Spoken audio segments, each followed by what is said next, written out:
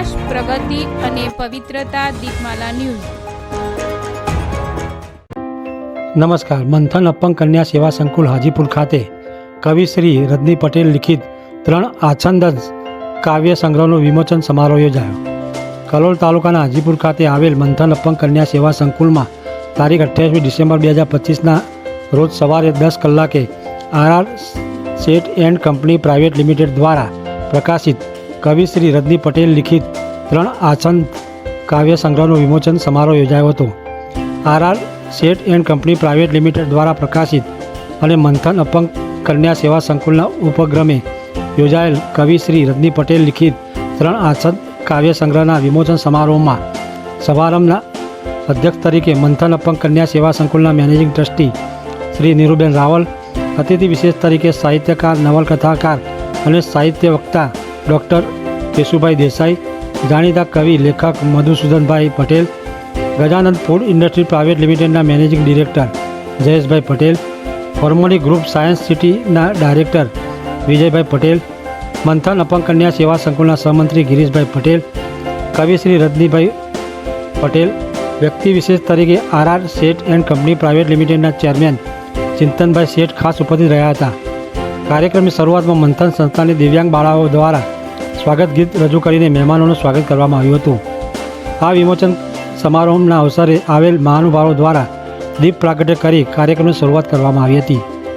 આ કાર્યક્રમમાં આવેલા સર્વે મહાનુભાવોનું મંથન સંસ્થા તરફથી શાલ ઉઢાડી સ્વાગત કરવામાં આવ્યું. ત્યારબાદ સર્વે મહાનુભાવોએ કાવ્યરૂપી ઉદ્બોધન કર્યું હતું. આ સમારોહમાં આંખ જાણે કે ચોમાસું, તને ટવકાના સમ, તું આવીશ ને મીરા, આ 3 આછંદ કાવ્ય સંગ્રહના કવિ શ્રી રજની પટેલે તેમના કાવ્ય થકી સંબોધનમાં આવેલ સર્વે પ્રેક્ષકોના મન જીતી લીધા હતા. આ સમારોહમાં સભાખંડના જાણીતા કવિ શ્રી રજની પટેલના કાવ્ય ચાહકો દ્વારા ગીચોગીચ ભરાઈ ગયો હતો. આ કાર્યક્રમમાં અવનીબેન પટેલ, રાકેશભાઈ પટેલ, દર્શનાબેન સિહોરા, ડૉક્ટર જીયા મહેરિયા, કિશોરભાઈ જીકાદરા, વિજયભાઈ પટેલ, મનુભાઈ પટેલ, ભરતભાઈ ત્રિવેદી, તેજલબેન ચૌહાણ તેમજ અન્ય આમંત્રિત મહેમાનો હાજર રહ્યા હતા.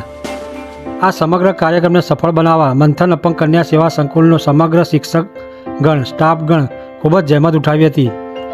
આ સમગ્ર કાર્યક્રમનું સ્ટેજ સંચાલન મનીષાબેન પટેલે કર્યું હતું. કાર્યક્રમના અંતે મંથન અપંગ કન્યા સેવા સંકુલના શિક્ષક હિતેશભાઈ કાછડિયા દ્વારા આમંત્રણને માન આપીને આવેલ સર્વે મહેમાનોનો આભાર માન્યો હતો. દીપમાલા ન્યૂઝ, કલોલ.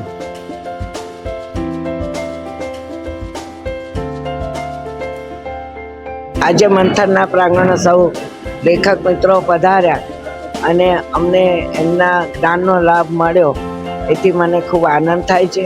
અને મારા બાળકો, મારા સ્ટાફ, અમારા મિત્રો તરફથી આપ સૌનો અમે આભાર માનીએ છીએ. અને જ્યારે પણ આપણને અહીં આવવાનું મન થાય ત્યારે આવશો તો અમને ગમશે. આજે મંથનના પ્રાંગણમાં મારા 3 કાવ્ય સંગ્રહ તું આવીશ ને મીરા, તને ટવકાના સમ અને ત્રીજો કાવ્ય સંગ્રહ આંખ જાણે કે ચોમાસું, આ 3 કાવ્ય સંગ્રહનું અહીં વિમોચન થયું.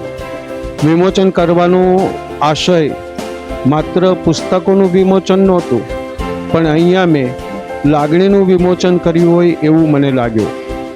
મંથન સંસ્થાના દિવ્યાંગ બાળકોને નજીક કોઈક આવે, એમની લાગણીઓને સમજે અને એમની બાજુમાં બેસીને એમની આંખમાંથી ટપકતા આંસુને એમના ખોબામાં લે, એ આશયથી, એ હેતુથી આજે આ કાર્યક્રમ મેં અહીંયા રાખવાનું નક્કી કર્યું હતું. આ કાર્યક્રમ અહીં રાખ્યા પછી મને એવું લાગ્યું કે હું ક્યાંક કોઈકની નજીક પહોંચ્યો છું, જેમાંથી મને મારા કાવ્યોના શબ્દો મળે છે. કારણ કે દરેક દુઃખ, દરેક વ્યથા, દરેક વેદના અને દરેક લાગણી કરી અંતે તો કાવ્યનું ઉદ્ભવ સ્થાન હોય છે. કાવ્ય એમાંથી પ્રગટ થાય છે, કાવ્ય એમાંથી સ્ફુરે છે. આજે આ કાવ્ય સંગ્રહ એના વિમોચન માટે સંસ્થાના મેનેજિંગ ટ્રસ્ટી નીરુબેન રાવળ અને ગિરીશભાઈ પટેલનો હું ખૂબ ખૂબ આભારી છું.